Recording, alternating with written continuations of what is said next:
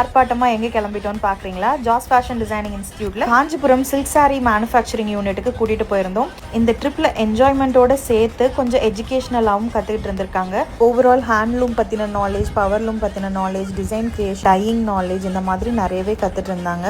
ரொம்ப இன்ட்ரெஸ்டிங்காகவும் இருந்தது இன்றைக்கி போன ஐவி எங்களுக்கு. நம்ம என்ன தான் தியரட்டிக்கலாக சொல்லி கொடுத்துருந்தாலும் ஒரு யான்லேருந்து எப்படி வந்து ஒரு சில்க் சாரீ மேக் பண்ணுறாங்க அப்படின்றத அவங்க வந்து ப்ராசஸாக பார்க்கும்போது அவங்களுக்கு ரொம்ப பிரமிப்பாக இருக்குது. ஒரு சாரீ மேக் பண்ணுறதுக்கு அவங்க போடுற எஃபர்ட் என்னென்ன இருக்குது அப்படின்றத பற்றி இவங்க கம்ப்ளீட்டாக தெரிஞ்சுக்கிட்டாங்க.